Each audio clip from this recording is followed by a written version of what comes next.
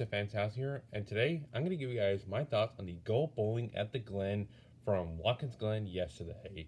So let's get started. So I apologize that this race review is coming out late today and not last night. It was just I was on a stream last night and it went for a while, so I decided not to film it since it ended late last night, so I decided just not to film it, and I decided to film it just this morning. So I hope you guys understand that there.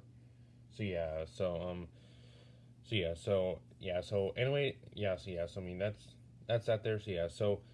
Anyways, talking about the race here. So as we know, Kyle Larson managed to get a great restart at the end there, and he managed to come through and win his second race of the year at Watkins Glen, and also go back to back there since he won at Watkins Glen last year, and he also won the Xfinity race yesterday. So he basically swept the weekend.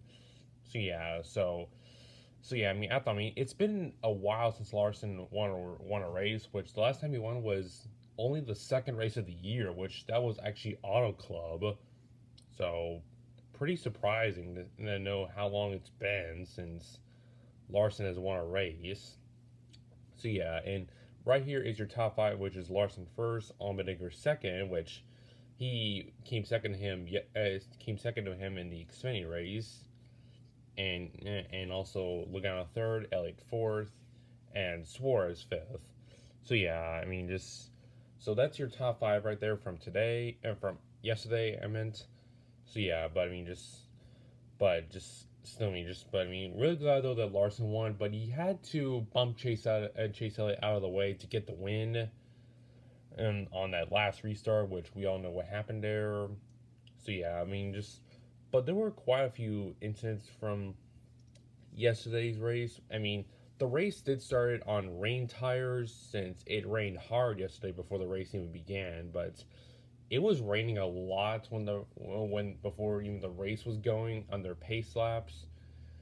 So I mean, they decided not to start the race under that kind of condition, which I can kind of understand that there since how wet it was and there was standing water. So it would make sense there of why they did that there. So yeah, so I mean just yeah, but I mean just but once that was cleared up and the sun came out, they started up the race, but they only did single file restarts for the start of the race. Yeah, just only for that there until the track was dry, and then they went back to double file restarts.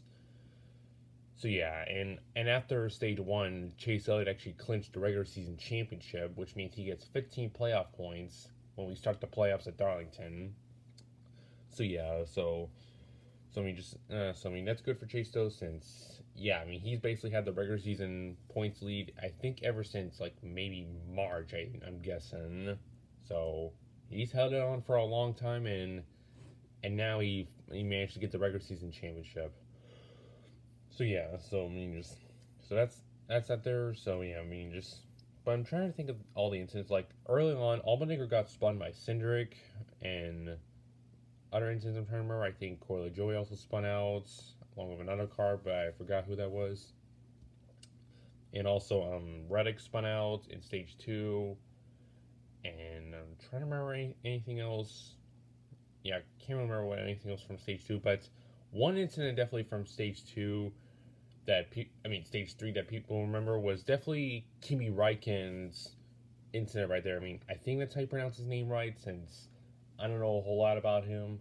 But Kimi Räikkönen also got into a wreck, which unfortunately brought his race to an end, which he was actually in the Project 91 car for Trackhouse, that they signed a deal with him for this race here, which, that's tough for Kimi right there and getting wrecked in his NASCAR debut. But, not to mention that we had several international drivers yesterday, which was pretty cool to see, and pretty much all of them did not get good finishes. I think even one of them also had a DNF along with Kimi. But and that was pretty tough for all of them right there. But at least like one of them, which was this one here, Daniel Suarez, he at least got fifth. Yeah, but of course he's just a full-time driver. And like after that, there was not a lot of incidents at their pit cycles, but unfortunately, my driver Kyle Busch got into an incident when he was running in the top 10, which I was tough right there. And then the next incident was actually when Joey Hand actually hit the tire barriers, which caused the caution right there, which people were wishing for that there, and before Chase would have got the win. Yeah, then after that restart, Loris Heseman also got stuck in the sand trap in turn 6, which that caused another caution, which was the one where Larson took the lead from Elliott.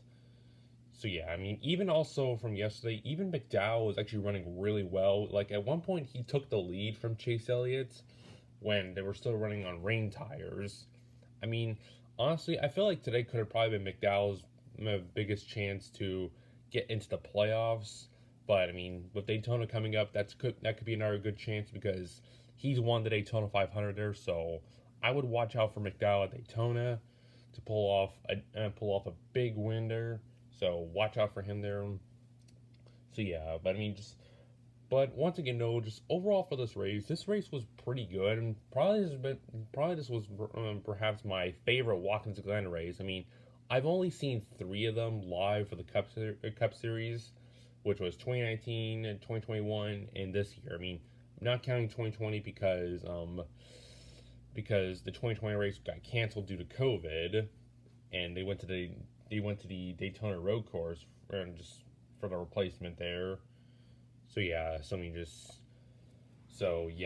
just not counting 2020, but I mean, of the 3 I've watched, this one was probably my favorite one. So yeah,